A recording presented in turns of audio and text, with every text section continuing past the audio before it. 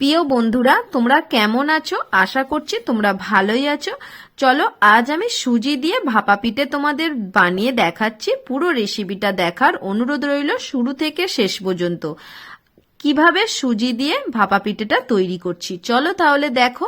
আমি এখানে গুড়ের পাটালি নিয়েছি। এই পাটালি দিয়ে আজ আমি ভাপা পিঠেগুলো বানাবো।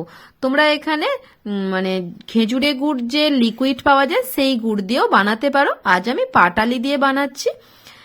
আর এখানে পাটালিটা প্রথমে কুড়ে নিয়েছি। এরপরে আমি একটা নারকেলকেও কুড়ে নিয়েছি। নারকেল কুড়োটা এই পাটালির মধ্যে দিয়ে দিচ্ছি, দিয়ে হাতে করে একটু মাখিয়ে নিচ্ছি। হাতে করে এই নারকেল কুড়ো আর গুড়টা ভালো করে মাখিয়ে নিলে তাহলে পিঠের স্বাদটা খুব ভালো হয়। আর দেখো মাখিয়ে এখন পাশে রেখে দিয়েছি। আর এখানে পরে একটা বাটি নিয়েছি, বাটির মধ্যে আমি সুজি নেব। আমি এখানে 1 প্যাকেট সুজি নিয়েছি। এই সুজিটা আমি বাটিটার মধ্যে ঢেলে দিচ্ছি। বাটিটার মধ্যে ঢেলে দেবার পরে আমি এখানে 2 চামচ চিনি গুঁড়ো দিয়ে দিচ্ছি। 2 থেকে 3 চামচ দিলেই হবে। দেখো চিনি গুঁড়োটা দিয়ে দিচ্ছি। দেবার পরে আমি স্বাদ মতন 1 চিমটে নুন দিয়ে দেব। খুব বেশি নুন দেবার দরকার নেই, 1 চিমটে নুন দিয়ে দিলেই হবে।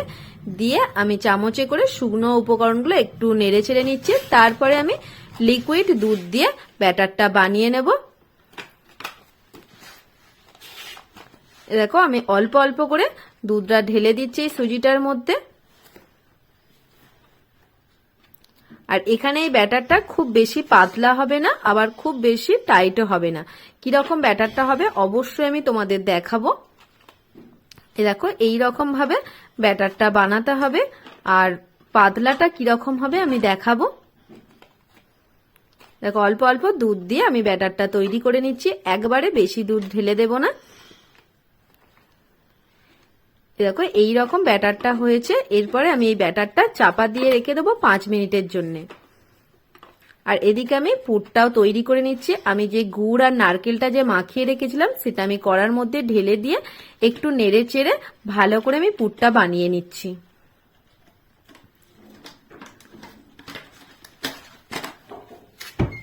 দেখো একটু নেড়ে চেড়ে আমি পুরটা বানিয়ে নিয়েছি। এই পুরটা একটা থালার মধ্যে আমি ঢেলে নেব।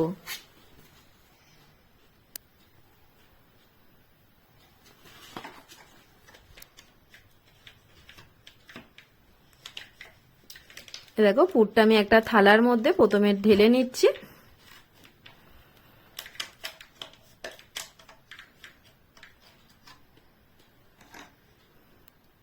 এবার আমি ব্যাটারটা তোমাদের দেখাবো।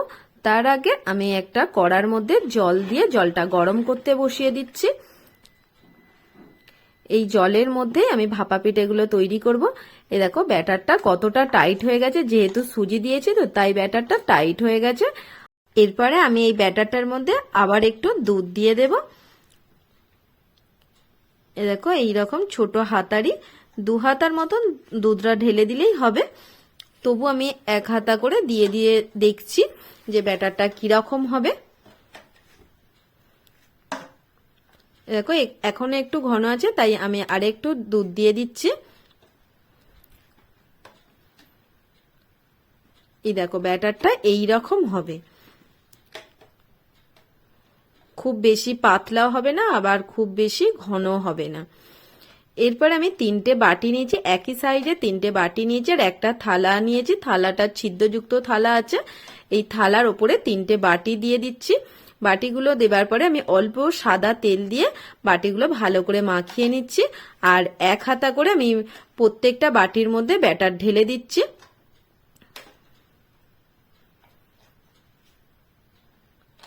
দেখো 1 হাতা করে দেবার পরে আমি যে পুরটা, যে নারকেলের যে পুরটা তৈরি করে নিয়েছিলাম সেটা এই ব্যাটারের ওপরে দিয়ে দিচ্ছি।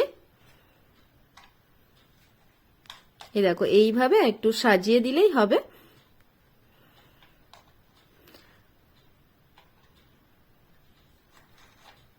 এই দেখো এইভাবে আমি সাজিয়ে দিয়েছি। আবার আমি এই ব্যাটার 1 হাতা করে আবার এই নারকেলের পুরের ওপরেই দিয়ে দিচ্ছি।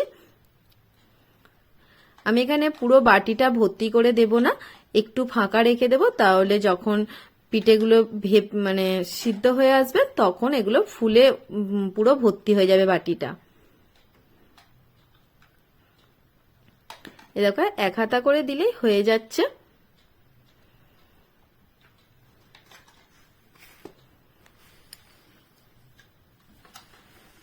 এই নারকেলের যে পুরটা দিয়েছি এটা ভালো করে একটু চাপা দিয়ে দিচ্ছি, আর এখানে সাজিয়ে নিচ্ছি। দেখো চেরি নিয়েছি, চেরিগুলো মাঝখানে দিচ্ছি, আর কিছু কিশমিশ নিয়েছি, কিশমিশগুলো এইভাবে একটু সাজিয়ে দিচ্ছি।